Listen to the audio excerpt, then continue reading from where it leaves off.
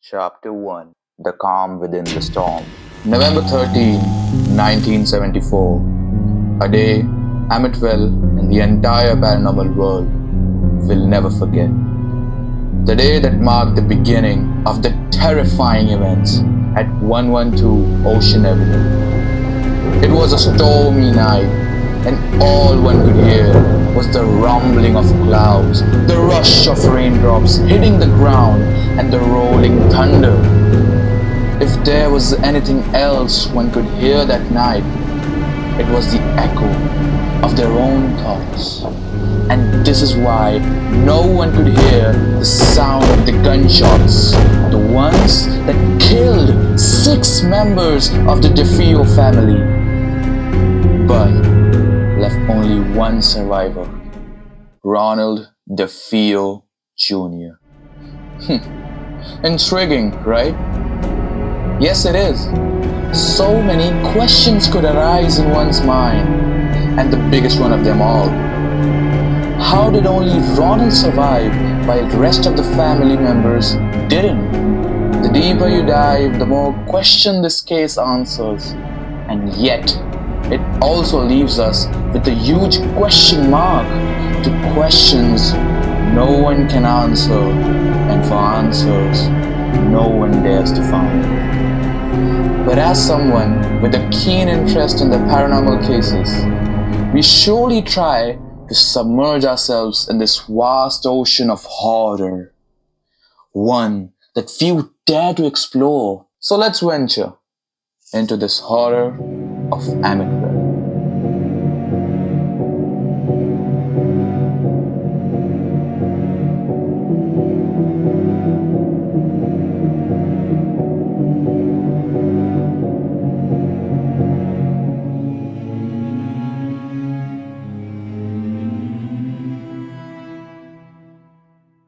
Chapter 2. Survivor.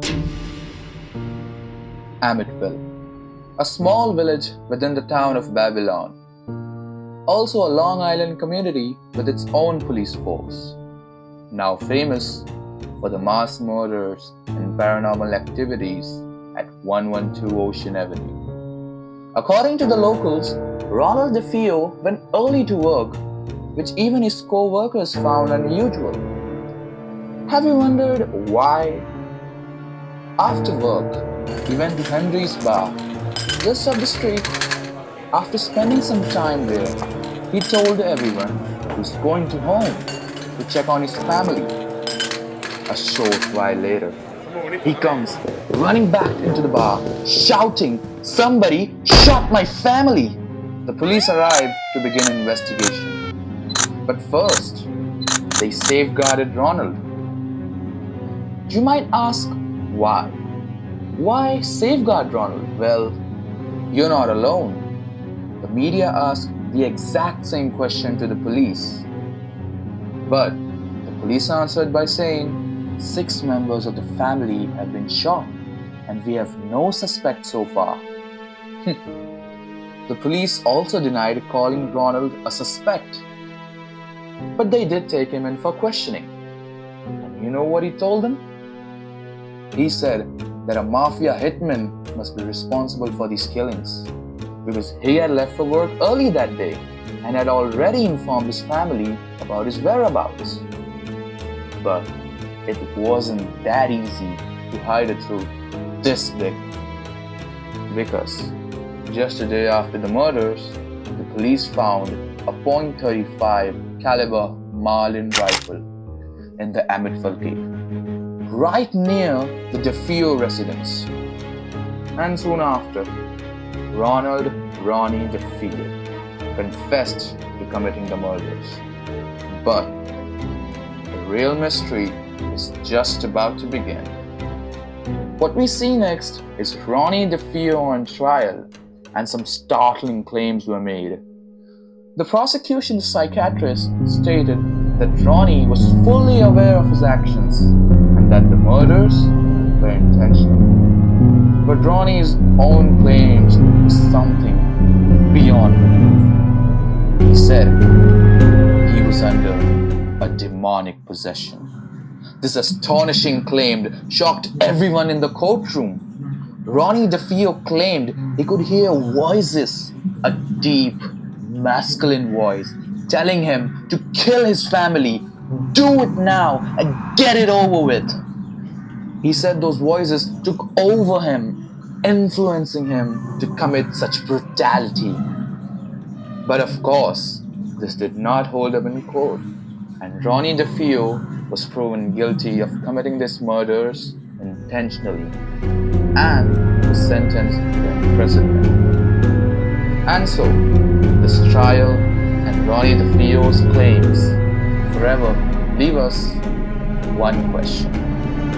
Were these murders committed out of pure anger, or was it truly a demonic possession? But wait, the horror of Amityville doesn't end here. In fact, this is where it begins, where the paranormal activities start to unfold inside the house. Chapter 3: The New Cattle. 13 months passed since Ronnie DeFeo's trial, and finally, a new family moved in, the Lutz family. The family consisted of 5 members: wife Katie Lutz and her husband George Lutz, and 3 kids: Daniel, Melissa, and Christopher. Apart from this, they also owned a dog named Harry. After they moved in, the family was delighted to have this house. Katie Lutz, the wife of George Lutz, expressed her happiness with a big smile on her face, as George later recalled. The whole family was filled with joy. After all, they had just gotten a big house with a pool and a driveway garage. When they first came in this house, they had no idea what they were getting themselves into. I mean, looking at the house, who would not want it if they did not know its history? And something similar was going through the Lutz family's mind.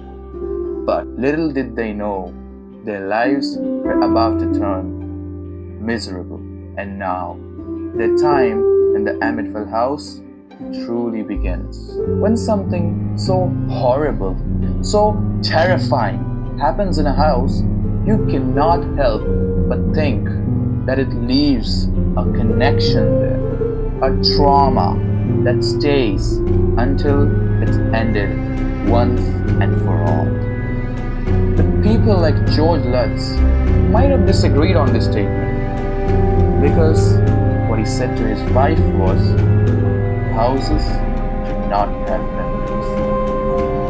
But it did not take him long to change in his own words. Chapter 4: The Aftermath. And now begin the 112 Ocean Avenue hauntings. George Lutz would wake up every night at 3:15 a.m. But what's so special about this particular time? The devil hour? Yes. But what's even more horrifying is that 3:15 a.m. is the same time the DeFeo murders are said to have occurred. Frightening, right? Well, this is just the start. Ocean Avenue did not leave a single chance to terrorize the family. The presence in that house was so strong, so horrendous, that honestly, no one could have survived there for even a month. The negative energy had wrapped itself around the house so tightly that when things really started happening, crucifix flipped upside down, shadowy figures moved through the hallways, making it clear the spirits weren't hiding anymore. And at night, the footsteps and loud bangs echoed around the house, so scary they could chill the spine of anyone who heard them. Slowly, the hauntings took over everything. The family felt sudden cold spots, even the heaters were on. And you know what that means, right? A shift in temperature like that only points to one thing: a presence. Doors and windows started opening and closing by themselves, like the house was reacting to something we can't see. the spirits did not just haunt the house, they messed with it too. Green, slime-like stuff began oozing out of the keyholes, even from the walls. Something the Lutz family found absolutely disgusting.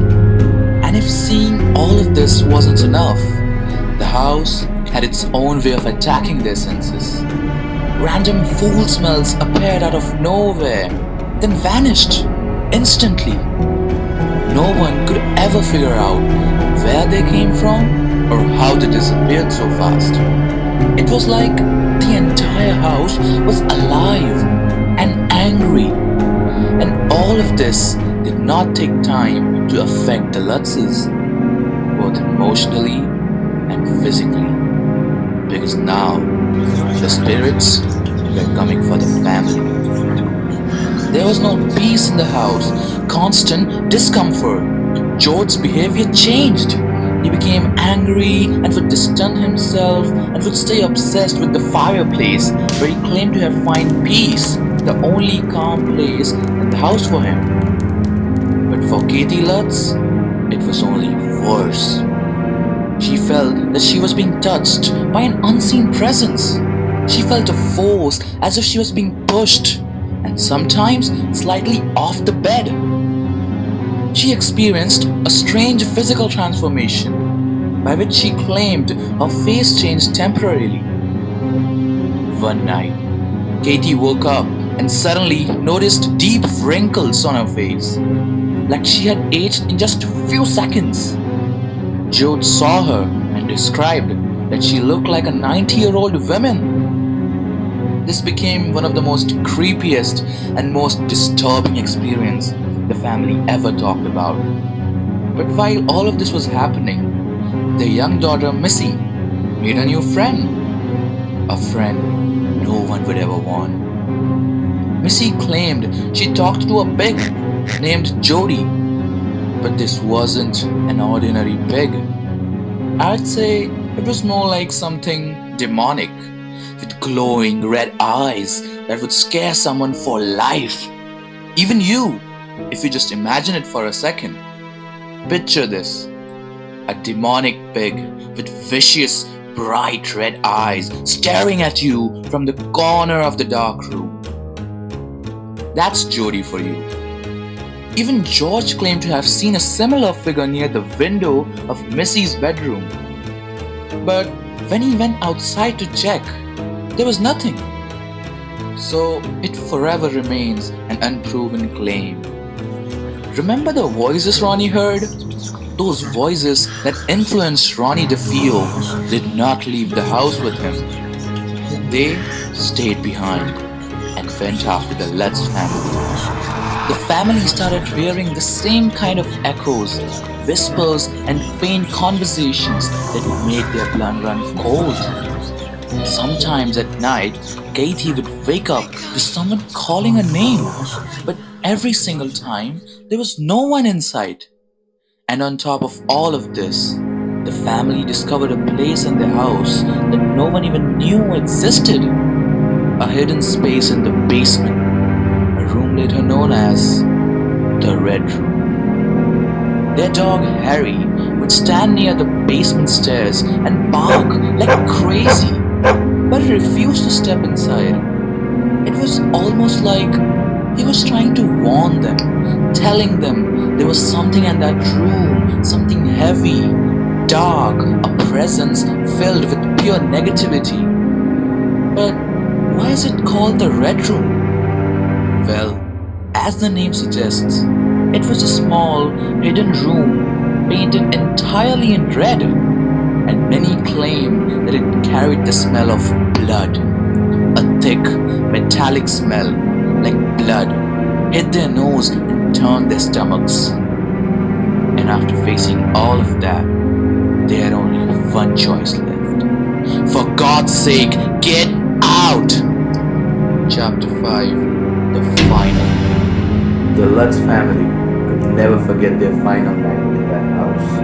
A night that still haunts them to this day, because that was the night when hauntings reached their peak. because that was the night the house felt alive. Doors opened and slammed violently. The stench of the slime filled the entire place, making it almost impossible to breathe. Loud banging echoed through the walls like something was trying to break out or break in. George claimed he saw dark shapes moving across the room. Katie felt something in the room with her, watching her, breathing near her. At the same time, the kids screamed in their sleep. Missy said Jody was in her room that night. Voices filled the house, whispering, growling, footsteps pacing around, and worst of all, the family heard their own names being called. Katie claimed she was lifted off the bed. George later said he felt dragged, forced towards the red room. This terrified him more than anything else they had experienced. And this was it. This was the breaking point. The family couldn't spend another night in that house. They did not pack their bags. They did not take their belongings. They just grabbed the kids, grabbed the dog, and left. They never returned to get anything. Not the clothes, not the furniture, not even their family photo albums. Everything was left behind. And the Lutz family never stepped into 112 Ocean Avenue again. Chapter 6. Epilogue. The Lutz family then moved to California, and just when they thought it was finally over, unfortunately, it wasn't. They hoped the hauntings would stop, but they didn't. Instead, it felt like something had followed them all the way to their new home. They could not get the house off their minds. It still haunted them in their dreams. Katie would get sudden flashes of the house, of that final night, of the red room. The kids could not leave peacefully either. And the pressure, the trauma, it started tearing the family apart. Their marriage was hanging by a thread, and eventually it snapped. George and Katie later divorced. And it has been so since then, till their demise. When Katie died on 17 August 2004 due to emphysema, and George on May 8, 2006 due to heart disease. And this is how their 28 days in 112 Ocean Avenue came to an end. But the question that will be forever debated is this: were these hauntings real, or were they just an illusion born from the trauma that the house carried? But was this the end? The answer is no. Hoax or horror? Just 3 months after the Lutz family fled, the house became a major talking point as it came under the spotlight of the media, and it soon involved the world's famous paranormal investigators, Ed and Lorraine Warren themselves. They began their investigation, and it did not turn out well for them either. Just as the Warrens stepped inside the house, they felt it. A heavy pressure, a tension in the air, as if the house was aware of their presence. During this investigation, a photograph was taken inside the house. A simple picture that later became one of the most disturbing images linked to Amityville. A photo showing what appears to be a young boy standing near the staircase, even though the house was supposed to be empty. The image came to be known as the Ghost Boy photograph, and to this day, no one has been able to fully explain it. Some say it's proof of a haunting. Others say it's nothing more than a coincidence. But once you see it, it's hard to forget. Lauren later said there was something inhuman inside those walls, something that did not want to be uncovered, something that wanted them gone. And from that moment on, the Amityville house stopped being just a crime scene. It became a legend. And so, the story of Amityville doesn't end with Lutz family leaving.